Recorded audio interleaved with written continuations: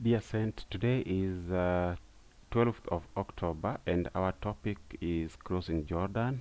We read Joshua chapter 3 verse 1 to 5 and Numbers chapter 14 verse 41 to 44 and answer the question, why did God ask the Israelites to specially prepare for what was about to happen? So we'll take us to Numbers chapter 3 verse 1 to 5. Numbers chapter 3 verse Joshua chapter 3 verse 1 to 5.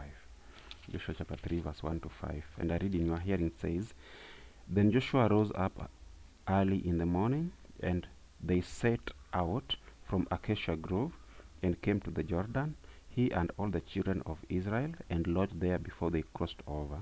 So it was after 3 days that the officers went through the camp, and they commanded the people, saying, When you see the ark of the covenant of the Lord your God, and the priests and the Levites bearing it, then you shall set out from your place and go after it. Yet there shall be a space between you and it, about 2,000 cubits by measure. Do not come near it, that you may know the way by which you must go, for you have not passed this way before.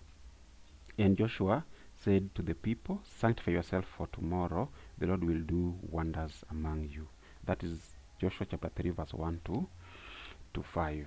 Let's read Numbers chapter 14 verse 41 to 44. Numbers 14, 41 to 44. New King James Version says, And Moses said, Now why do you transgress the command of the Lord? For this will not succeed. Do not go up, lest you be defeated by your enemies, for the Lord is not among you.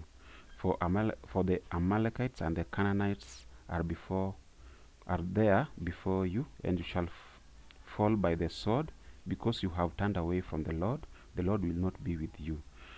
But they presumed to go up to the mountain top. Nevertheless, neither the ark of the covenant nor Moses departed from the camp. That is Numbers chapter 14 verse 41 to 44. So we need to answer the question. We need to respond to this question. Why did God ask the Israelites to specially prepare for what was going to happen? Why did God ask the Israelites to specially prepare for what was going to happen? This is the first time the Ark of the Covenant is mentioned in the book of Joshua. Until this point in the Old Testament narrative, the Ark has appeared in the context of the sanctuary.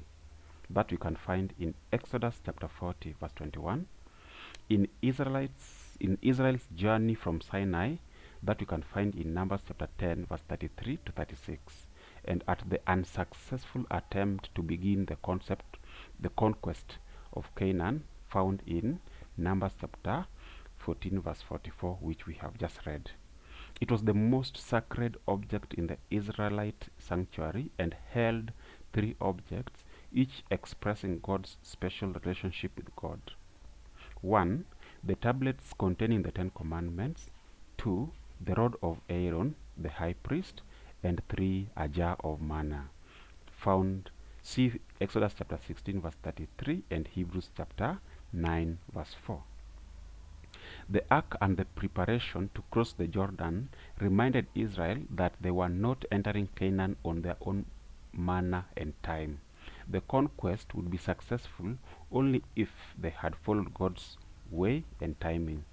God, who is described as enthroned above the cherubim that were covering the Ark of the Covenant, see Exodus 25 verse 22 and number 7 verse 89, and whose movements are identified with the Ark's movements, enter Canaan in front of the Israelites as the one leading the conquest.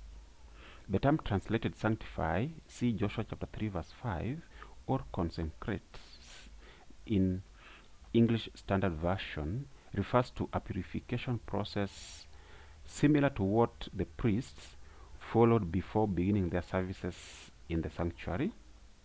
Exodus 28 verse 41 and Exodus 29 verse 1, and what the people of Israel carried out prior to God's revelation at Sinai, see Exodus chapter 19 verse 10 and verse 14. This consecration involved the laying aside of sin and the removal of all ritual impurities.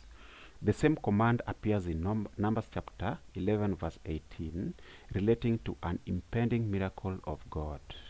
Such a preparation was required also before battles were fought in a war. See Deuteronomy chapter 23 verse 14. Before God can fight for Israel in battle, they must show their allegiance to Him and trust in Him as their commander. The miracle of crossing the Jordan was going to prove to the Israelites that the Lord's promise to drive out these people in the land could be trusted. He who could secure a dry passage through the Jordan could also grant them the gift of the land. Question as we bring this to a close. God does not always part the Jordan. His interventions are not always so obvious. How do you think we can develop the spiritual preparedness to experience and discern God's intervention on our behalf? That's the end of today's lesson of 12th of October on Sunday, and our lesson for today was crossing the Jordan. For this week's memory text, I will read from Joshua chapter 4 verse 23 and 24, and it says, "For the Lord your God dried up the waters of the Jordan before you until you had crossed over, as the Lord your God did to the Red Sea, which he dried up before us until we had crossed over, that all the peoples of the earth may know the hand of the Lord, that it is mighty, that you may fear the Lord your God forever." Amen. May the Lord grant you another chance even to join us for study tomorrow. Thank you, and see you tomorrow on Monday.